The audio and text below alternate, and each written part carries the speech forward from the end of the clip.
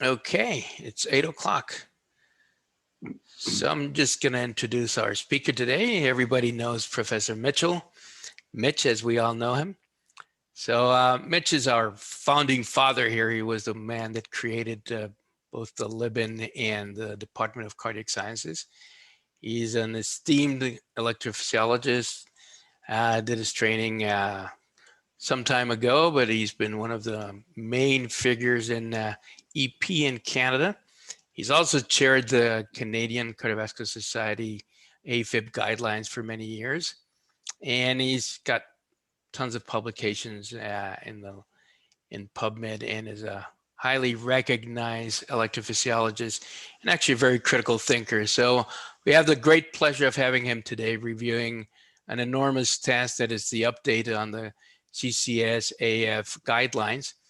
We decided that it's so much material that to actually do a real good review, we're going to need part 1 and part 2. So I don't know what part 1 is or what part 2 is going to be, but I'm sure it's going to be interesting and we're going to learn a lot. So Mitch, thanks for agreeing to do this. My pleasure, Carlos. Let me share the screen. Did anything good happen?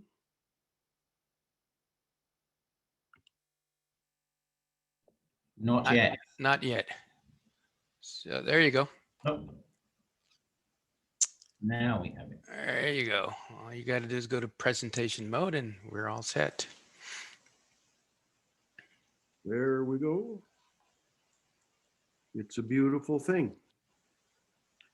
All right, well, it is indeed my pleasure to participate in this grand rounds and present an update of the CCS guidelines for the investigation and management of atrial fibrillation, part 1. I'm really excited to do this, mostly because I understand that the presentation ends up on YouTube. Does that mean I'll get my own channel? Probably not. We will work on that. There you go. I'm all set for YouTube. So I even got dressed up. You can see that I'm wearing exactly the same outfit that the advertisement that went around with my picture on it, short of the tie.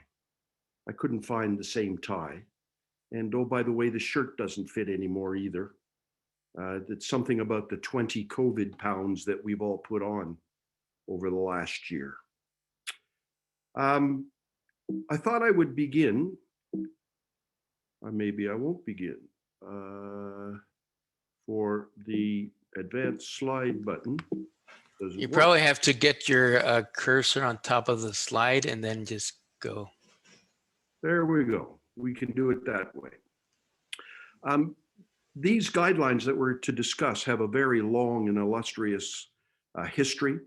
The whole process was initiated by Charlie Kerr of Vancouver in 1994, when he chaired the first CCS consensus conference on the investigation and management of atrial fibrillation. The output of that consensus conference was published in the Canadian Journal of Cardiology, and when it constituted the first formal set of guidelines that were focused on atrial fibrillation in North America. 10 years later, he did it again, this time in concert with Dr. Denis Roy from the University of Montreal. That's not true, from the Institut de Cardiologie de Montréal.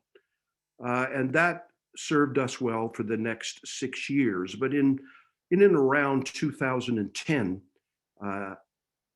consensus began to be a word that had a negative connotation. For altogether, far too many guidelines had been based on the opinions of people of prominence rather than on science. And to point this out, a number of important terms or important sayings came about, such as science is not about consensus and consensus is not about science. My personal favorite was from Abba Eban, an Israeli diplomat, who said that a consensus means that everyone agrees to say collectively what no one believes individually. So the CCS decided that we shouldn't call these consensus conferences anymore.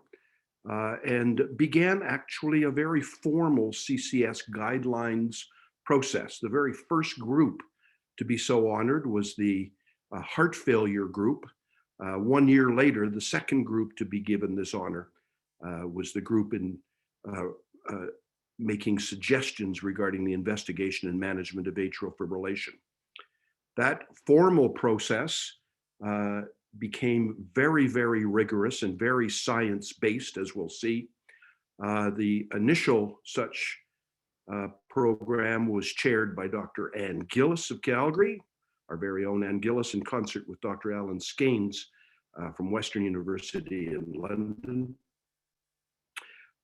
They produced a very large document with many recommendations, firmed by science, and undertook the process of updating those sets of guidelines every 2 years.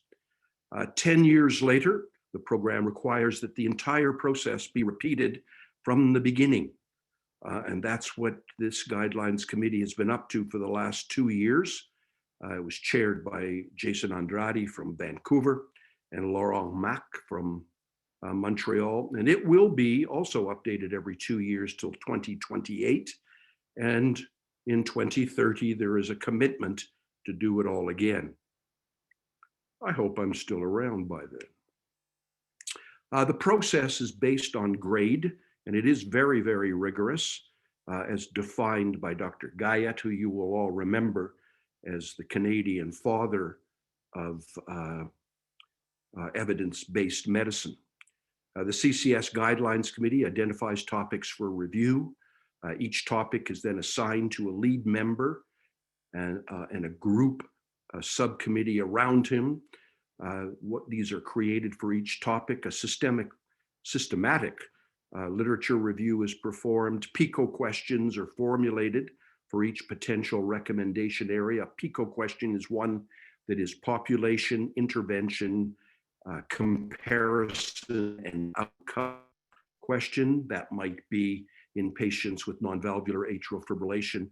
Is a Doax compared to a adjusted dose warfarin preventative for the occurrence of systemic thromboembolism? That's the kind of question that would be called a PICO question. There's a formalized assessment of the quality of evidence for each of these questions using a scale that contains about 25 bits of information related to the quality of that information. Draft recommendations are formulated, each with a strength of recommendation statement.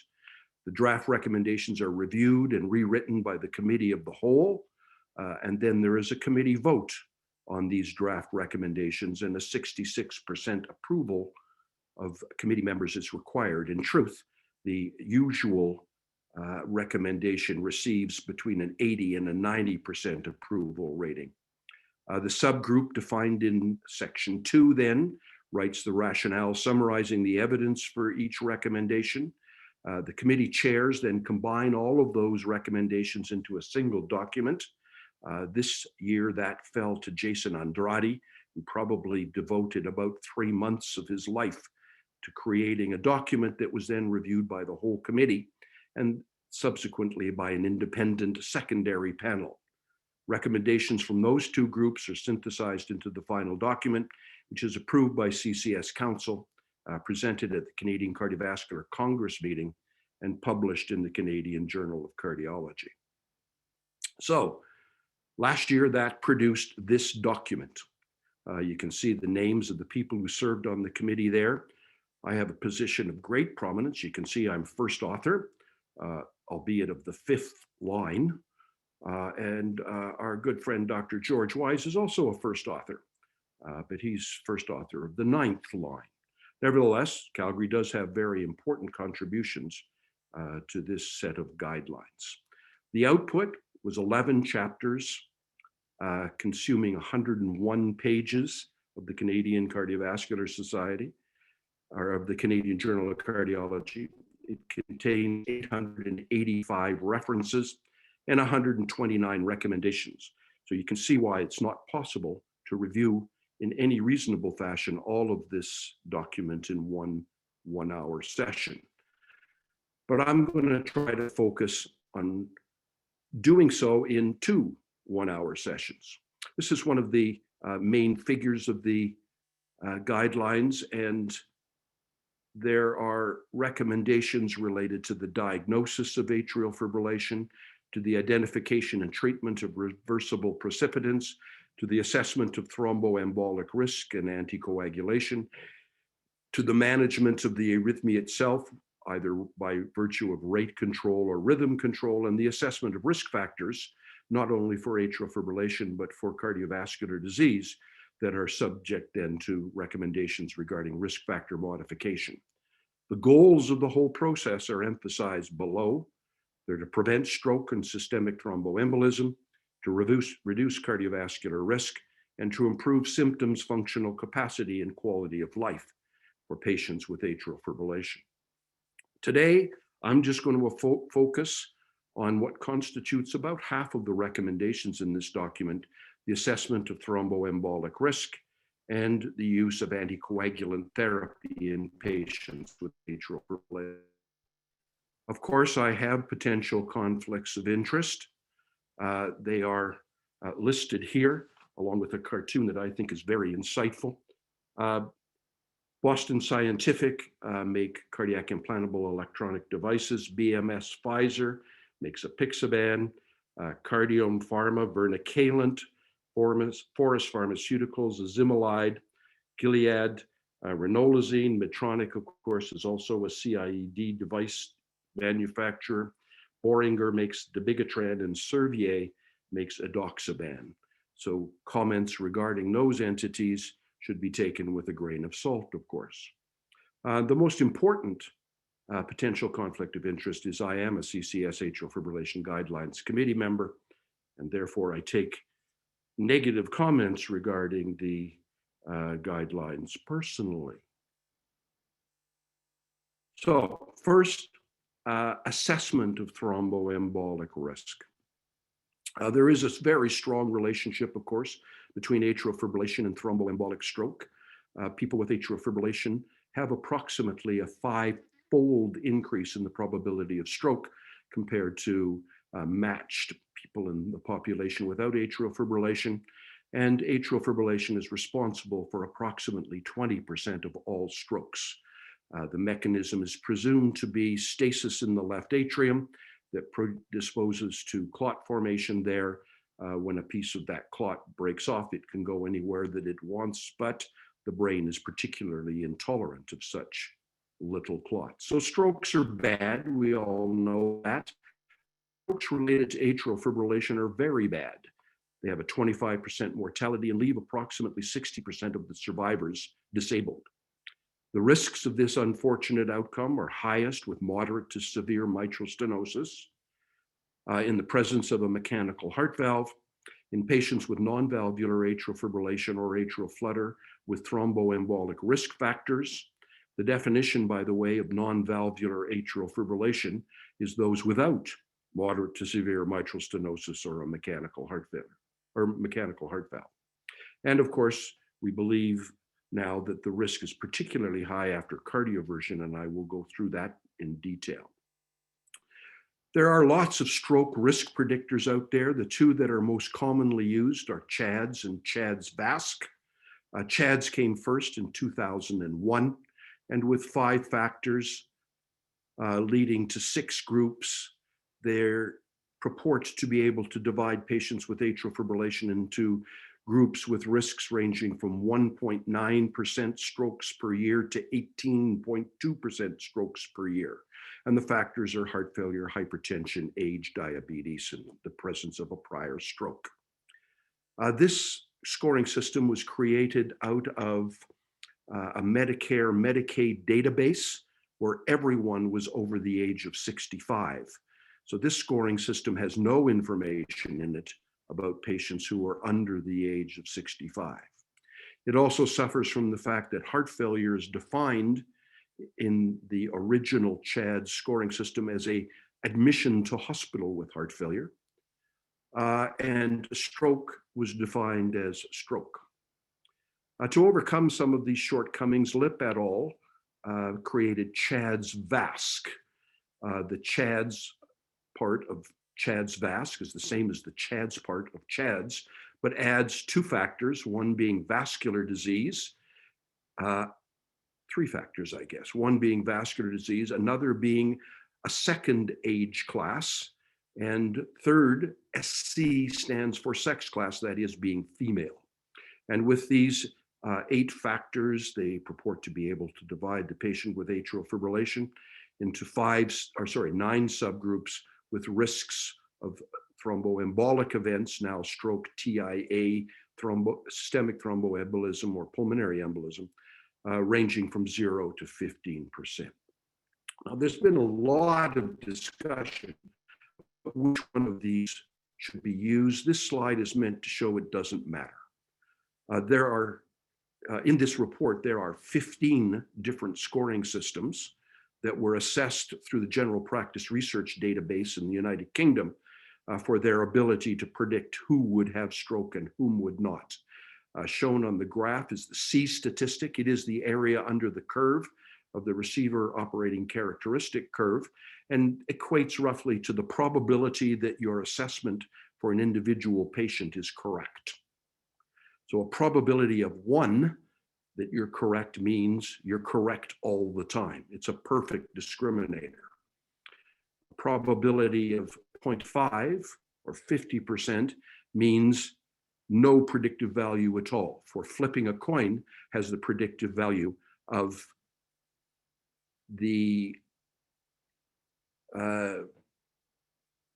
pure random assignment. And you can see that the C statistics for each of these subgroups, or each of these forms of predictors, is really quite poopy.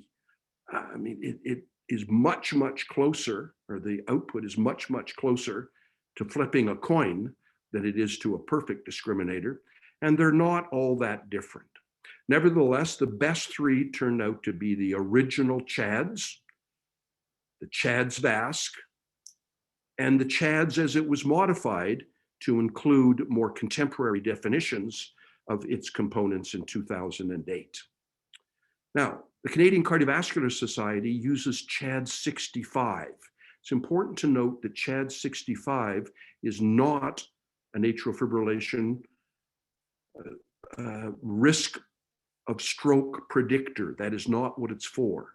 It is a decision aid for who needs oral anticoagulation for stroke prevention due to their atrial fibrillation. And the concept was accomplished in this way. The CCS Guidelines Committee decided that 1.5% annual risk of stroke constituted a level of risk which warranted the risk of true anticoagulation. So any annual event rate in excess of 1.5% would suggest that such an individual should receive oral anticoagulant therapy. Shown here are the event rates and their 95% confidence interval limits coming out of the Danish database. The Danes have a database that includes every patient in Denmark with atrial fibrillation, which turns out at that point in time to be 73,000 people that were not on an oral anticoagulant, and their annual risk of stroke was calculated. If the CHADS VASC score was 0, the annual risk of stroke was 0.69%. Too low in the judgment of the committee to warrant oral anticoagulant intervention. The remainder of the components of the CHADS 65 scoring system are shown. Prior cerebrovascular accident, TIA, systemic thromboembolism or pulmonary embolism is by far and away the strongest predictor of a stroke. It's just another way of saying the best predictor of the future is the past, with a relative risk of almost 8-fold. Age over 75, you can see, had an important risk. Age between 65 and 74 imparted an important risk, but not quite as great as is usually thought. Heart failure and hypertension and diabetes all showed point estimates of an annual event rate over the 1.5% where anticoagulation is recommended. Vascular disease did not. It just missed, but When you draw a line in the sand, you have to respect the line that you've drawn in the sand. So it is not considered a risk factor in isolation in the CHAD 65 score, or not scoring system, decision aid. And you can see that when female gender, female sex is considered in isolation as the only risk factor, it is not a risk factor for stroke in patients with atrial fibrillation. Mind you, it is a risk factor for stroke in patients with any of the other risk factors for stroke. It's additive, but in isolation, not sufficient reason to anticoagulate. So the scoring system then would suggest that the presence of any one of these singular risk factors should be considered. Now, this system does have one shortcoming, which has been ignored for the purpose of simplicity, and that is the female with vascular disease does have a point estimate of stroke that would warrant anticoagulation, and that's not written down anywhere. So for those of you who are very good at treating patients with atrial fibrillation, keep in mind that this score or this decision aid won't return the need for anticoagulation in a female with vascular disease. So how is the algorithm used? First question is the age greater than 65 years? If so, oral anticoagulant. One of the advantages of this decision aid is that more than 2/3 of people with atrial fibrillation are over the age of 65. So for 2/3 of the patient population, one question answered whether or not they should be anticoagulated. For patients who are under the age of 65, we ask, are there any other CHADS risk factors? So them being heart failure, hypertension, diabetes, and a previous thromboembolic event. And if the answer is yes, we're back to oral anticoagulation again. And we're now to over 80% of the people with atrial fibrillation warranting oral anticoagulation. In the young patient with none of these risk factors, if there is vascular disease, aspirin is recommended, but aspirin would have been recommended for the vascular disease in any event. And if none of these things are present, the Canadian Cardiovascular Society now recommends no antithrombotic therapy at all. It's important that we understand the definitions of each of these components. Age 65 means receives the old age pension. For those of you who have not yet turned 64, when you do, you get a very rude letter from the government of Canada telling you that you now qualify for the old age pension. It's a very disappointing letter. I could have said something like, we thank you for your many years of contribution to Canada, and in recognition thereof, we will give you some money for having been such a good citizen. No, it's old age pension. So I decided not to take the goddamn old age pension and never applied for it. Piss off. Well, heart failure is a very important definition. It's not just admission to heart failure or with heart failure anymore. It's signs or symptoms of systolic heart failure, wherein the left ventricular ejection fraction is assumed to be reduced. Moderately severe reduction in left ventricular ejection fraction regardless of symptoms, and hospitalization with heart failure without systolic dysfunction. Hypertension and diabetes are defined in the usual way. Stroke now means ischemic stroke, previous TIA diagnosed by a neurologist, or previous systemic or pulmonary thromboembolism, and vascular disease is coronary disease, peripheral vascular disease, or aortic plaque. Notably, not cerebrovascular disease. So these observations culminated in a group of recommendations. I'm starting with recommendation number 17. We recommend that the CCS algorithm, or CHAD 65, be used to guide the choice of antithrombotic therapy. That antithrombotic therapy in the form of oral anticoagulation should be prescribed for most patients with non-valvular atrial fibrillation or over the age of 65 or have another CHADS risk factor. We recommend further that no such therapy be prescribed when the patient is under the age of 65 with no other risk factors. This scoring system should be applied on an annual basis. Obviously, patient characteristics change and their recommendation regarding oral anticoagulation can change. Indeed, when I see my patients who are now 63, I warn them they got 2 more years. Then they're going to have to stop playing hockey. We recommend, I haven't shown you the data, but we do recommend that a DOAC, a direct acting oral anticoagulant, be used in preference to adjusted dose warfarin therapy. There is very strong data for that recommendation. It's unfortunate that many payers and insurers have chosen not to avail themselves of the opportunity of giving best possible therapy to their clients. And it's extremely irritating to me that Albertans send transfer payments to Quebec so that Quebec can do this to their patients, but we can't do it to ours without jumping through many hoops, but I'm on a rant.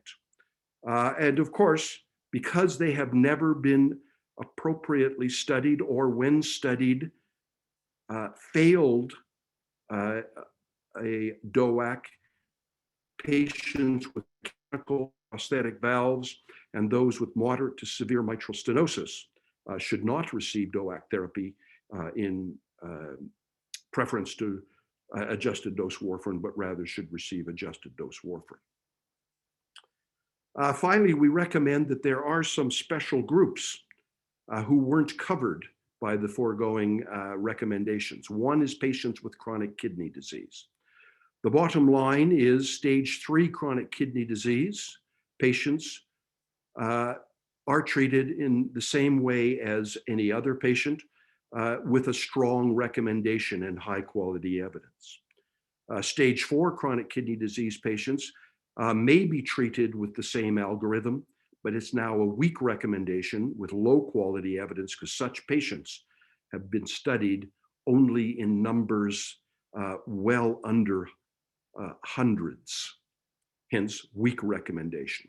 And stage 5 chronic kidney disease patients, those who are dialysis dependent, should not routinely receive any antithrombotic therapy for stroke prevention, because although such patients are at high risk for stroke, they are also at very high risk for major hemorrhage when receiving antithrombotic or anticoagulant therapy.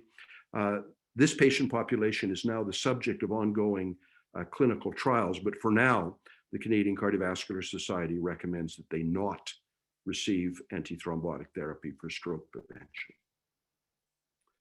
We also recognize that there are some individuals who develop atrial fibrillation secondary to another event. That might be coronary artery bypass grafting, for example.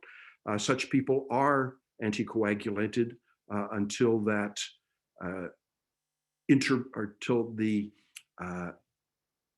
secondary cause has been removed or time has passed, in which case, based on low quality evidence, the Canadian Cardiovascular Society recommends that it is then okay to discontinue oral anticoagulant therapy, but such patients should be followed for the possibility of recurrent atrial fibrillation.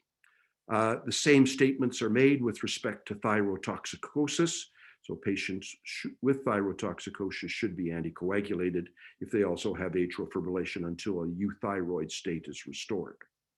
And then lastly, patients with hypertrophic cardiomyopathy and atrial fibrillation have sufficient risk for stroke that they should receive oral anticoagulant therapy. I'm now going to consider the special case of cardioversion. For the recent Canadian Cardiovascular Society guidelines have dramatically changed recommendations regarding oral anticoagulation around the time of cardioversion. So these questions were pondered. Is cardioversion a risk factor for stroke? If it is a risk factor, does oral anticoagulant therapy decrease this risk? Is cardioversion, as it has often been suggested, in patients with atrial fibrillation that has been present for less than 48 hours without anticoagulation safe? If that's not a generalizable statement, who can be cardioverted without 3 weeks of prior oral anticoagulant therapy. We'll see where the 3 weeks came from in just a second. And then should all patients receive post-cardioversion anticoagulation therapy, at least for a time?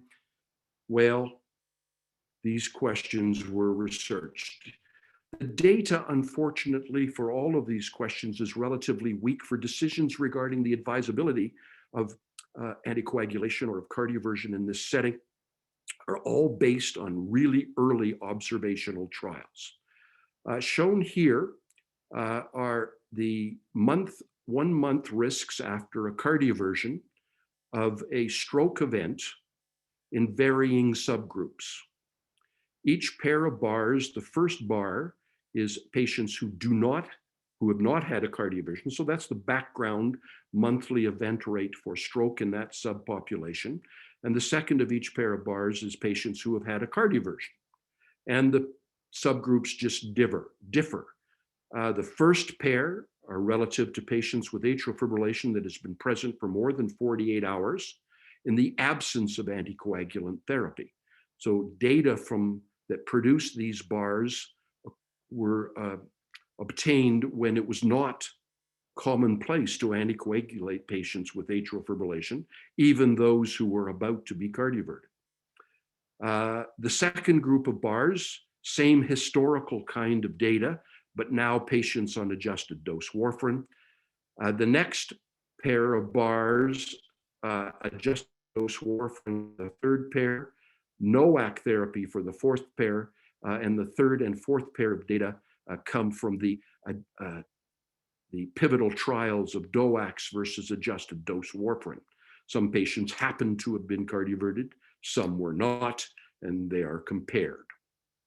What we can see is that the second bar is higher than the first bar in every pair.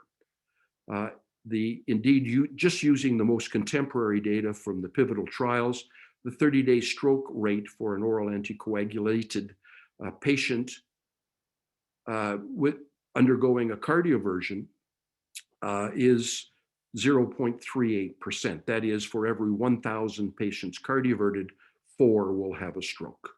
That translates into a 4.52% per year probability of stroke if this risk was continuous for the full year, which it of course is not, but it does clearly cross the threshold that the Canadian Cardiovascular Society line in the sand would suggest anticoagulation for an individual with an annual rate of stroke greater than 1.5%.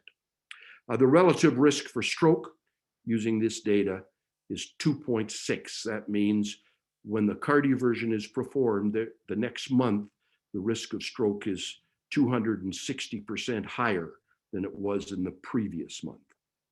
So is cardioversion a risk factor for stroke in this setting? Yes. Does oral anticoagulant therapy reduce this stroke? Here is shown the most important contemporary data. The Danes I've already mentioned have a huge database. So these are patients who have been in atrial fibrillation for more than 48 hours, and in an observational analysis are divided into 2 groups: those who had a cardioversion without anticoagulant therapy and those who had a cardioversion with anticoagulant therapy. And you can see a 65% reduction in the probability of stroke with oral anticoagulation therapy prior to that point in time. And we'll return to this data in a minute. Another form of evidence that adjusted dose warfarin is therapeutic in this setting is the fact that it demonstrates a dose response curve. So these are the percentage of patients with a systemic thromboembolism after cardioversion based on their INR under warfarin therapy. And you can see the higher the INR, the lower the probability of a thromboembolic event associated with cardioversion. Highly statistically significant dose response curve. So if cardioversion is a risk factor, and oral anticoagulant therapy decreases that risk. Now, it has long been proposed that there was an exception that could be used for individuals who present with acute, less than 48 hours duration atrial fibrillation. The origin of that suggestion is shown here. Anticoagulation prior to cardioversion is unnecessary if its duration has been less than a week. Otherwise, this is the Lown group in Boston, routinely anticoagulate patients for a period of 3 weeks prior to cardioversion. Following cardioversion, anticoagulation is maintained for 1 month.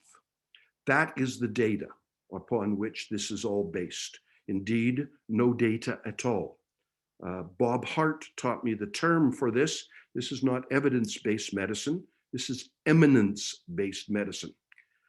Lown, many of you will know, was the North American inventor of DC cardioversion. Indeed, the original devices sitting in hospitals used for cardioversion were called Lown cardioverters. Lown, furthermore, received a Nobel Prize. His Nobel Prize, interestingly, was in peace, for he had a very close relationship with some Russian cardiologists who were probably the ones who taught him about DC cardioversion that he brought to North America. So this rule exists based on no data at all other than the experience of a group in Boston. It was first embodied as a guideline by Andreas Lapakis.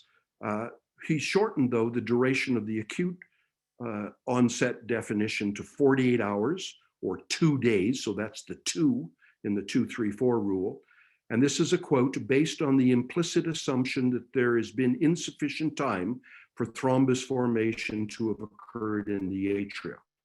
There are unfortunately no reliable data to support this assumption. Nevertheless, it became part of the 2-3-4 rule. If atrial fibrillation has been present for more than 2 days, 3 weeks of oral anticoagulation are required before cardioversion and 4 weeks of anticoagulation thereafter. Well, how does that work out? The left side of this slide is the Danish database. You've already seen that relative to patients who have been in atrial fibrillation for more than 48 hours. On the right side of the slide, similar data obtained this time from Finland in a massive study called FIN-CV that considered exclusively patients whose atrial fibrillation had been present for less than 48 hours. And if you can tell a difference between those two sets of bar graphs, then you're a better man than I. Patients with less than 48 hours of atrial fibrillation, when cardioverted, still have an unacceptable risk of thromboembolic events. And it still looks, in this observational data, like oral anticoagulation reduces that risk. And just in case you think it's only related to Finland, here's the Finnish data again in the middle, flanked by 2 other observational studies, one from Germany, one from the Cleveland Clinic in the United States, showing exactly, you're right, there's a smell. It's him farting. Showing exactly, Nicole, you got to mute, showing exactly the same data. Is there biologic rationale for the possibility of clot formation in less than 48 hours? Of course there is now. Didn't exist in Andrea Lapakis' time, but does now. On your far left is a study that took patients with atrial fibrillation, performed a cardioversion, and then measured things that say thrombus is forming. I've just shown 2, platelet factor 4 and fibrinogen. The red line is 12 hours. And we can see that platelet factor 4 and fibrinogen are clearly in the thrombosis range within 12 hours of cardioversion.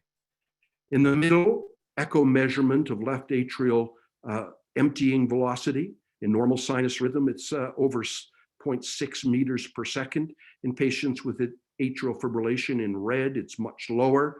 And at the moment of cardioversion, an echo performed immediately shows an immediate drop in left atrial appendage emptying velocity. And this has been termed atrial stunning. And as you can see in the yellow bars, atrial stunning does not recover back to baseline for almost a month. On the right are just Reports of transesophageal echo finding left atrial clot in patients who were about to undergo cardioversion, who atrial fibrillation had been present for less than 48 hours. And we can see 3 reports with probabilities that there is a clot in the left atrial appendage ranging from 4 to 14%. Indeed, one of these studies, the TEE showed no clot. A cardioversion was performed, and minutes later, the same TEE showed the presence of a clot within minutes. So, cardioversion in acute AF is not always safe. So when is it safe?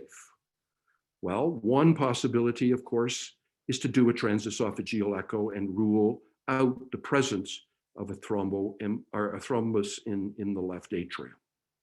That data comes from the acute study, which are summarized here, but I'm not going to go through them.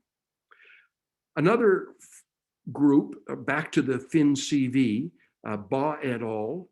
Asked, okay, well, in these patients that we just described being at risk for stroke, what is the strongest predictor of a thromboembolism? The strongest predictor of a thromboembolism in patients with atrial fibrillation less than 48 hours in duration turned out to be time that the atrial fibrillation had been present. And it divided quite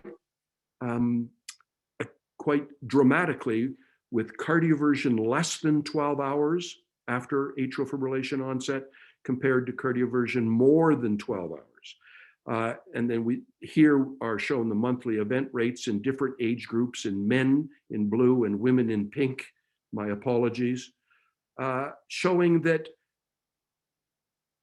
there is substantial risk in all of these groups, but especially for patients cardioverted after 12 hours.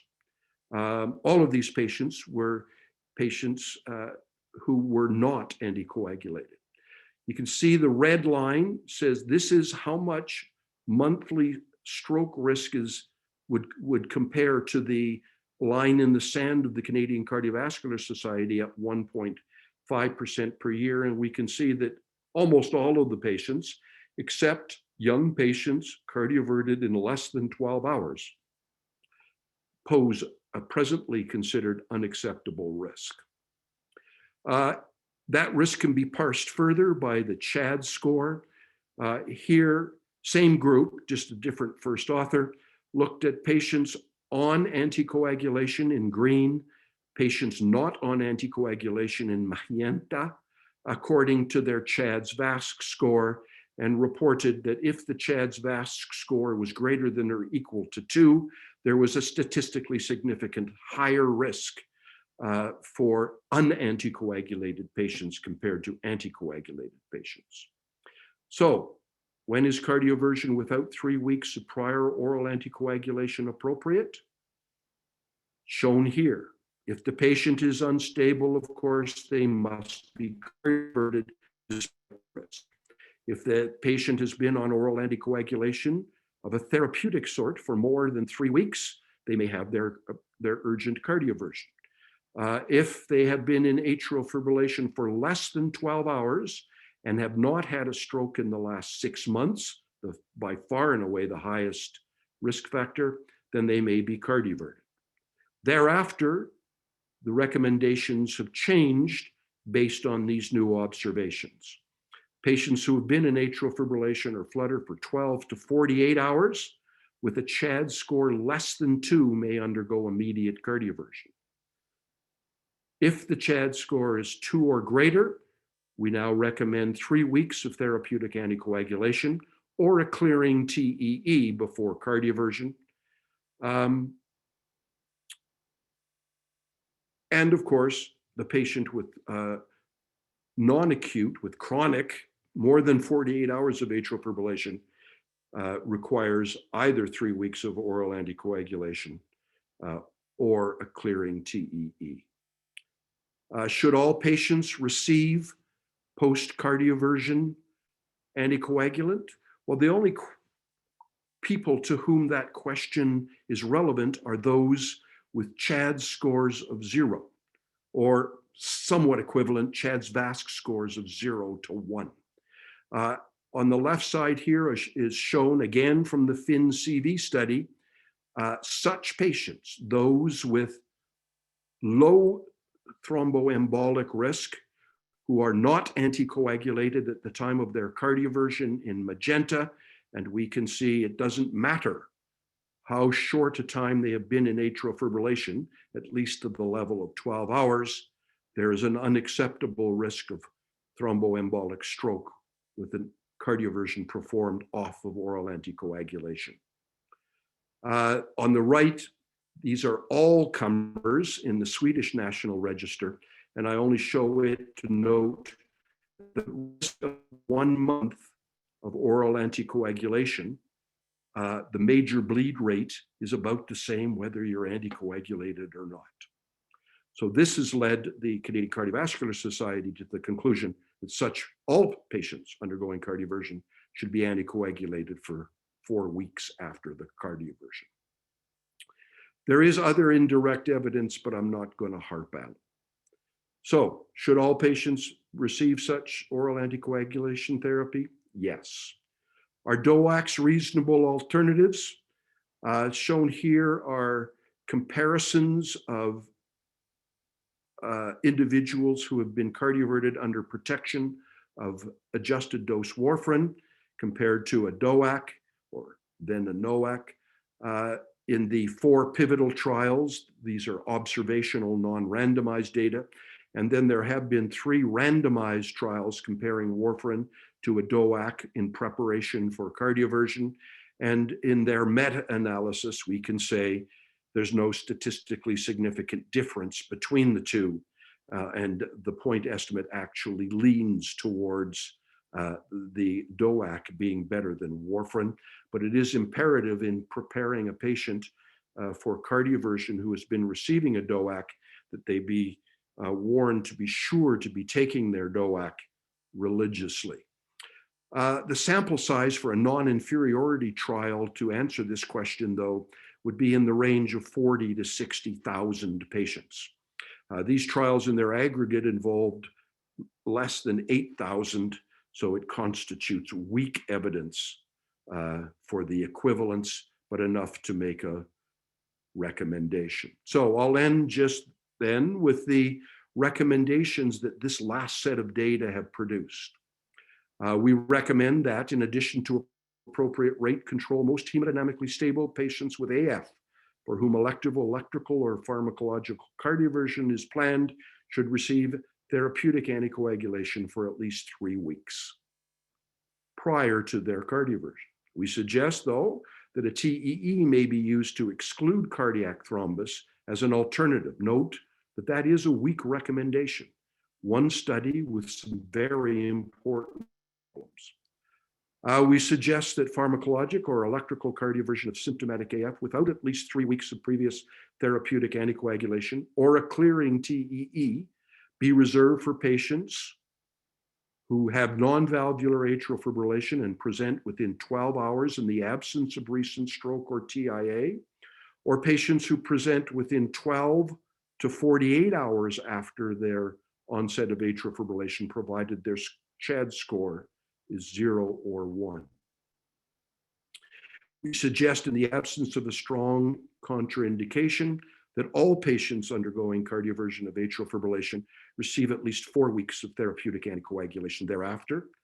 And subsequent to that, whether or not they need continuing oral anticoagulation can be determined from the CHAD 65 decision aid.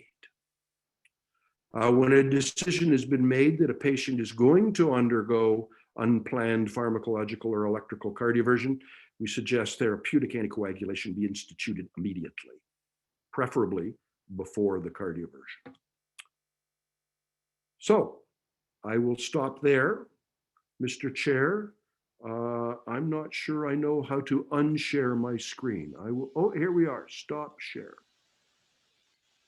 There you go. Well, that was great. I'm sure there's some questions here, but let me ask you something. So the Emanate trial actually had a branch in which they did, like, you know, what they do with ACS. They uploaded with 10 milligrams of apixaban and then cardioverted within a few hours. Why can't we do more of that? Or do we need more studies? Well, certainly that approach has been used. So the concept is instead of giving them a bolus of heparin and having them anticoagulated in minutes, give them a big wonking oral dose of a Doax and have them anticoagulated in a few hours, which has to be better than just giving them the maintenance dose and having them anticoagulated in 2 days. But as you point out, only the EMANATE trial has ever addressed the question. And in that trial, it looked like it was okay. The committee will require substantially more data of that sort before making a recommendation in that regard. Okay, so Vikas was asking how do you factor in LA enlargement within, risk stratification for both anticoagulation and cardioversion? So the scoring systems and the CHAD 65 decision aid were deliberately created without using ultrasound. The whole idea was avoid information that is specific to ultrasonography, because then it requires that an ultrasound be performed before the decision tool can be actually applied. But there is absolutely no doubt that an independent risk factor is the size of the left atrium. And the bigger it gets, the higher the risk. So what would you do with that information? Well, if you're sitting on the fence, you might incorporate it into your decision-making process. For example, one of the occasions where I sit on the fence the most is the young person with hypertension. If you go back to the slide where we looked at what is its risk, it barely made it as a risk factor. And indeed, some have argued that if your only risk factor is a past history of hypertension, you're sitting on the fence. Well, not if that left atrium is 6 centimeters, you're not sitting on the fence. I agree, but I guess the question has never been answered is, so what if you have really well-controlled high blood pressure? How does that affect that as a risk factor? Indeed. Being that it's already a pretty, not very strong risk identifier. So here's a very interesting question from Steve Wilton. Should a low stroke risk patient using pill-in-the-pocket antiarrhythmic drug be told to take oral anticoagulation for 4 weeks each time? Why or why not? So that has been a huge criticism of the present set of guidelines, heard from all quarters. The Guidelines Committee purposefully did not make a statement in that regard, just because the data is so poor. What we do know from observational trials, though, is that all of the trials that reported how does pill in the pocket work, I mean, with what is its advantage, disadvantage, and risks, not one of them has ever reported a stroke. So the risk has to be pretty low. I believe that it's related to the time dependence. So remember I showed you that magenta graph of the risk of stroke if you are not anticoagulated and are cardioverted between 24 and 48 hours. I forget the number, but it was like 0.9% or something. And then beside it, towards its left, was how about within 12 to 24 hours, and it was below that. It was about 0.6. Well, how about if you were cardioverted under 12 hours, it was below that, and that was about 0.3%. I put that on a graph and drew a line through it and said, at what point does the risk of a thromboembolic event, the monthly risk, fall below the equivalent for 1.5% per year? And that turns out to be about 2 hours. Well, I mean, that is not data. I mean, that's a mind experiment. But when we do that experiment, it suggests that, well, if you're cardioverted under 2 hours, maybe all of this is meaningless. And of course, most people who use pill in the pocket create self-cardioversion in under 2 hours. Nevertheless, all that said, so no, we didn't make a recommendation, but all that so ignored the topic completely. So, Other than but my mind experiment. there's some proponents of a pill-in-the-pocket Doax. And there's some studies looking at that. And if you talk about the 2-hour thing, you know, if you look at the pharmacokinetics of some of these drugs, why not pill-in-the-pocket Doax? Well, you'd just be getting to some level of anticoagulation, certainly not therapeutic within 2 hours. But no, if you upload with, you know, 10 milligrams or whatever. If you do it, you're absolutely correct. But of course, the corollary argument is the clot's already there, probably. Yeah, okay. So there's another question from Jeff Shaw. Is there a different risk of chemical versus electrical cardioversion? We think not, but the data in that regard are older than me. So the original observation trials that said, hey guys, when we cardiovert these people, bad things happen. And that's data that the first observation of that sort, by the way, was from the 19 teens, just after warfarin was discovered. The data goes back forever. And what the observational trials described as, and it doesn't seem to matter if we shocked them or if we used a drug or if they converted all by themselves. But the quality of that data is pitiful. Here's a good project for a fellow who wants to look into it further now. So the databases all exist.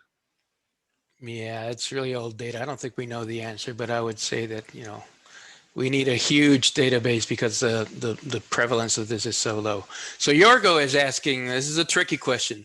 So if you got a patient that only has atrial flutter documented, he has a successful flutter ablation, let's say he's CHAD 65, what do you do with oral anticoagulation afterwards? So I can tell you what I do. There are no recommendations for this. Well, there is a recommendation that is applicable. The recommendation states in patients who have had an apparently successful atrial fibrillation or atrial flutter ablation, and that the population to which that statement applies are those with atrial fibrillation or those with atrial flutter with documented atrial fibrillation in the past, that they should continue on oral anticoagulant as guided by CHAD 65 forever. That's what the guideline actually says. But if fibrillation has never been demonstrated and a successful flutter ablation has been performed, I continue anticoagulation for only 3 months. That's not based on a recommendation though, but it's what I do. And then we watch such patients very carefully. And we all know how poor we are at watching such patients short of an implanted loop recorder. But short of that, I tend to do a Holter every 6 months till I'm bored, which is usually a couple of years.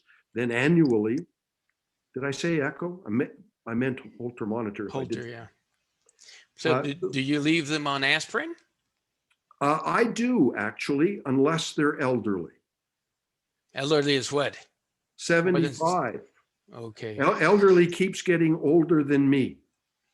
Well, you know, what I do is I also looked at the left atrial size, and then, you know, if there's been reported smoke in there, you know, sometimes the left atrial velocity and things like that. If they have parameters that are not good, I keep them anticoagulated regardless of whether the flutter ablation was successful or not. And so what do we do with these other risk factors like, you know, sleep apnea, and let's say it's an obese patient, would you still just forego the anticoagulation or think about it? Well, you think about it more, but we have to remember the accuracy of any system that we have to predict a low frequency outcome event is going to be poopy. We're going to make mistakes. There's no doubt about it. And it's not a mistake that was correctable or poorly done. It's just that we are limited in our capacity. My favorite story in that regard is George Wise had a patient who was not anticoagulated for good reason and had a thromboembolic stroke. He then instituted antithrombotic therapy, even though there were reasons that that was a bad idea because the lady had had a stroke, and then she represented with a hemorrhagic stroke. Sometimes damned if do, damned if don't do. Yeah, well, that's good. I guess we ran out of time, but I guess the other discussion is, so if you can't anticoagulate, when do you do a Watchman or a left atrial occlusion and all these things? So I guess we can leave some of this for part 2. Absolutely, my friend. Okay, Mitch. Well, thank you very much. That was great. We all learned a lot and looking forward for part 2. Over and out.